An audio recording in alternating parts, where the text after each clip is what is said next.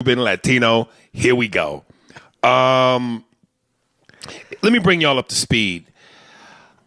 I'm here in my hotel in OKC, and I was leaving my room, and as I've done many a times, and I think a lot of people do, I saw one of the cleaning ladies. She had on a cleaning lady uniform. She had a vacuum in her hand.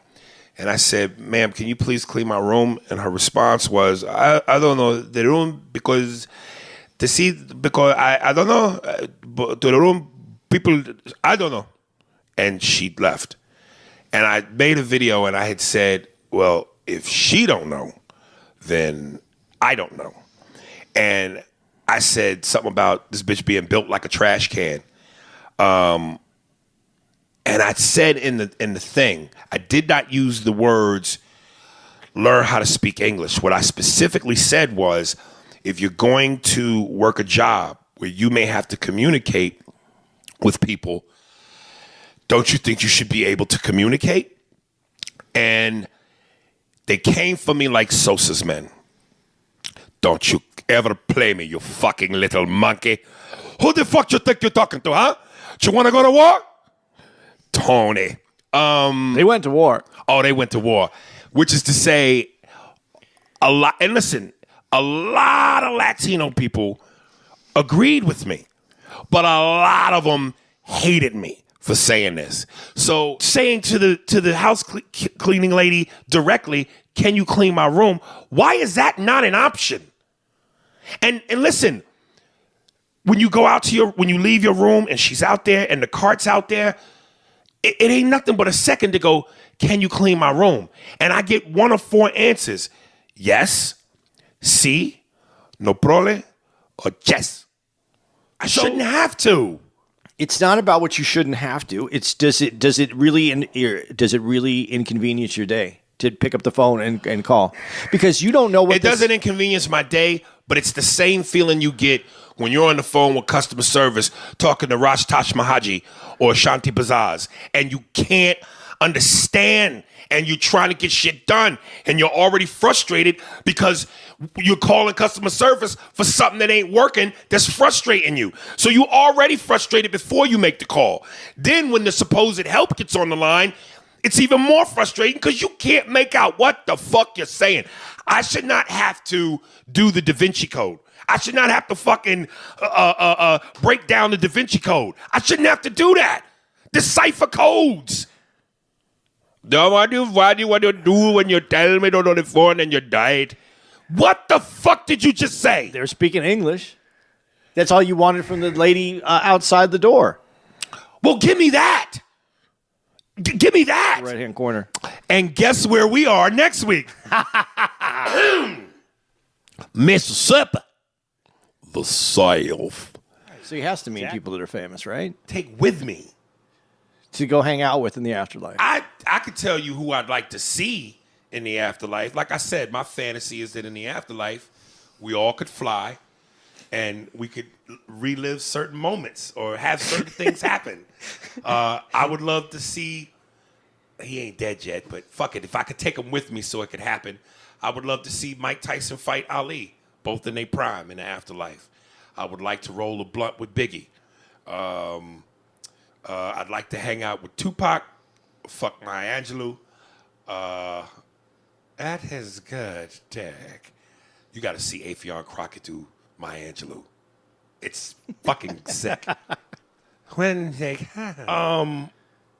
what say I said? Maya Angelou, Tupac, Biggie, Ali. I take Tyson with me. That's 5. I don't know. That's a lot, nigga. That's a lot. It'd be Chappelle. It'd be probably if you're talking about like that, then yeah, my other 5: Chappelle, Patrice, Pryor. Gotta take some pussy in the afterlife. And in the afterlife, you can fuck whoever you want, and she can't say no. Boy, your afterlife is really different than everybody else's. My afterlife is some shit make you want to leave now. Who's bad, bitch? Beyonce. Fuck, I don't know. Megan Fox. In your afterlife, you don't have no special flight. Like, wouldn't it be cool if you could just fly around and like in Manhattan and peer in people's apartment windows? I don't. In my afterlife, we don't have bodies. Oh, this shit sucks. We're energy. Energy. Energy. That is the gayest fucking Jamaican shit I've ever. Your energy, you got to have the energy. You're all energy. Fuck that. You can, if you're energy, you can fly. We all look 20 and we could fly. What if you look better at 40? No, trust me, nigga, I look better at 20. I'm 40 now. I'd take your confidence. I just wish I had confidence. I wish I believed in myself that way. Right. Discipline. Discipline, that's a good one. Discipline, because if I had the right discipline, damn, I'd have a six-pack, nigga. You know?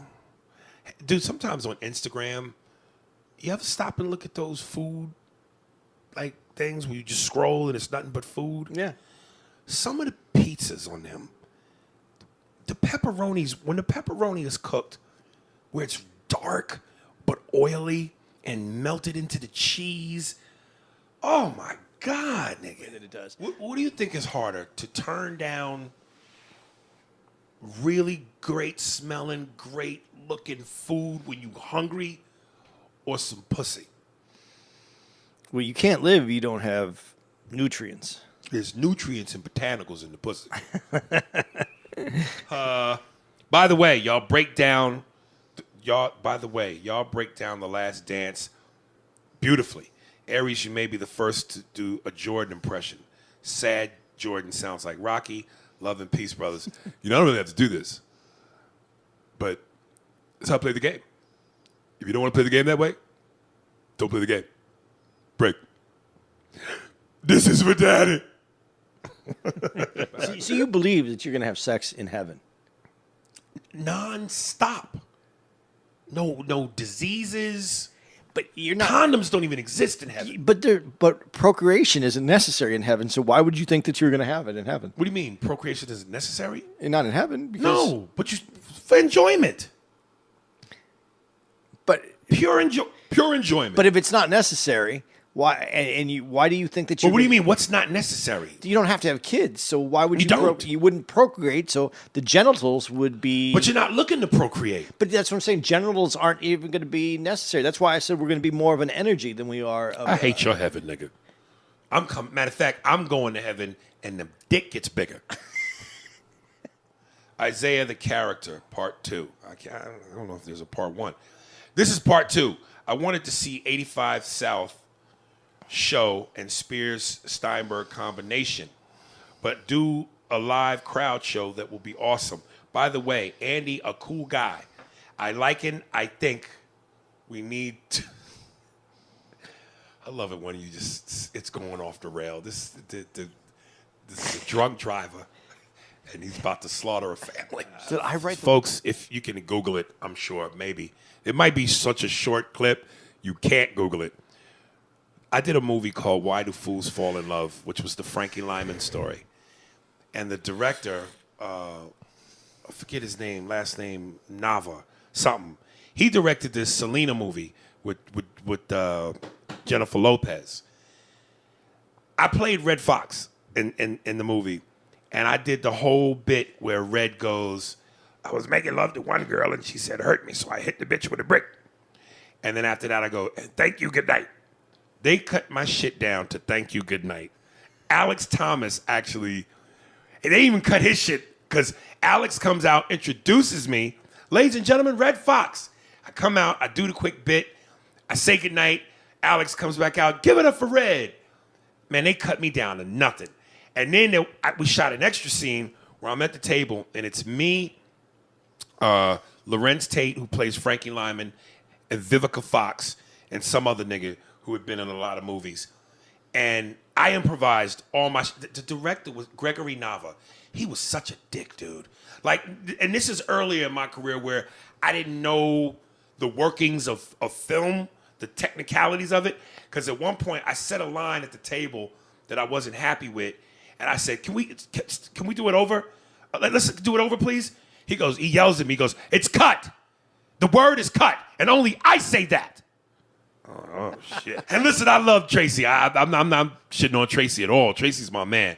I'm just saying, like, I'm not going to lie and go, yeah. And if he does it, nigga, rock it.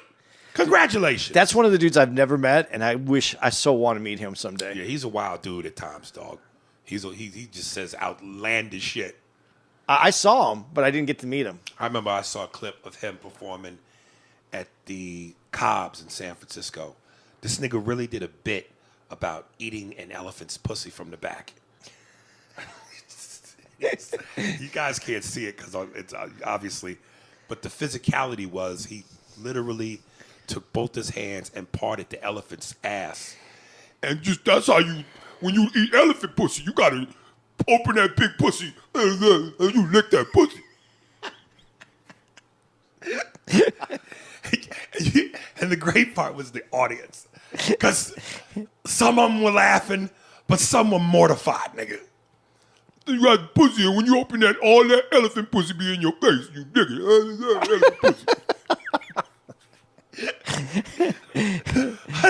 How you come up with that, man? Eating an elephant? What would make you eat an elephant's pussy in any realm of reality? Yeah, dude, my Petey Green was my Uncle Sam, my mother's brother. And listen, coolest motherfucker in the world. He was too cool. And here was his thing. He always had to be sharp. This motherfucker never could keep a job, but could claim he could cook anything like whatever it is you wanted that you couldn't, that wasn't the real thing. I remember when me and my sister first met him, he was like, y'all hungry? I said, yeah, we want Popeyes. Shit, I make Popeyes chicken better than Popeyes. I said, you make it just like the skin? Because I like that skin. Shit, I created the recipe. So, of course, chicken was shit. But he always dressed sharp. And here's the thing, he never could keep a job. But he had so much game and was so cool, he would leech off the women he was fucking. And it was weird because I'm like, how a nigga with no job get all this pussy? Because he would always wear business suits but ride around on a bicycle. Like, he would ride around town in a 3-piece suit, nigga, on a bicycle, but didn't have a job, but got the bitches. And his thing was Al Green. Al Green was his man. Every time in the mornings when he stayed with us, this nigga would be ironed. He ironed everything. His drawers, his socks. And while he ironing, he had a perm, so he had a little wave cap and shit on. And there go Al. Love and happiness.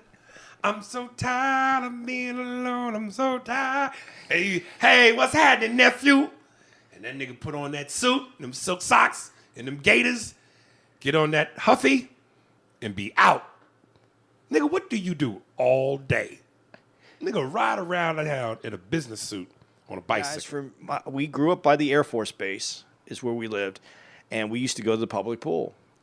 And when I go to the public pool, it was right by the Air Force Base, and it was almost, I'd say it was 70% black. And there was always a watermelon that showed up. and the official nigga fruit. Like this one dude, this one guy. Oh, shit. He was able to have maybe 50 seeds. And then he would just go. He would eat the watermelon. He would eat the watermelon, keep the seeds on the and side. He would store up 50 seeds. And then just go and pop them out like that. The Negroes are special. Don't you know we know tricks with the watermelon? That's called the machine gun speed pop. Niggas are great. We love that melon. I got to tell you the story because it comes into this.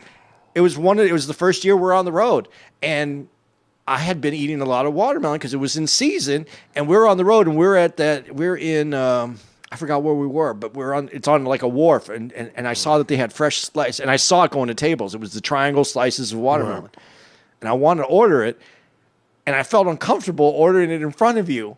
Really? Not because any other reason, but it just seemed like, what am I, like, is this, am I... This was early in the relationship. Early in our relationship. Oh, I get it. And I didn't now want... Now you'll order away. Yeah, well, you know me. So okay. I ordered it. Look what I got, nigga. But but then I did. I finally ordered it, and then then you have that moment where I gotta ask you if you Want some? you want some. and then but the racism was at that moment. It wasn't like I was trying to be racist or thinking about it. That I know that's said that's it's a black, like you just said, it's a black fruit. I was uncomfortable. I'll eat watermelon in front of white people, but I do it with a knife and fork. Nah, man, I agree with Petey Green, man. Nah, nigga, but that ain't you ain't us. I gotta fight to stick with this. But when it was the big oval, I used to cut off one of the ends. The end or the middle? No, the end, because my dad would get mad about the middle because he knew that the middle was the sweetest part. And so if I fucked with the middle, I was in trouble. But I would cut off one of the ends, and I would turn it like a bowl, and then eat out of it like a drum. Yeah, like I would just take a spoon and I would eat it out of it like that. I could never do that. The imagery of that is horrific. Look at them. They love it. It's like a drum. After they eat it, they bongo it. There was a great 80s movie that I fucking loved when I was a kid. I can't, the name escapes me. The plot was the guy plays video games, and the video game he plays in real life comes. Oh, isn't that? Yeah, no, I know what you're talking about. To get him. They're looking for him through the video game. Through the video game to go fight the enemy. Yeah. I loved the girl in that movie. One of my first jack-offs. I'm in the 80s. I'm a teenager. It was one of my first jack-offs, nigga, to this bitch. Sure. What the fuck is that? Is that not Stargate? Anybody knows that movie, fucking please tell me. Let me ask you this question, though. Yes. If you found out what the movie is and you watched it again, Would I jack off? would you jack off again? No, because the body now, to me, at 45, didn't look how it looked at 11 Okay. or 12, whatever age I was. Okay. Yeah, and I remember back in that age, a naked knee got you hard. Now I'm a grown man. I done ran through porno stars, nigga.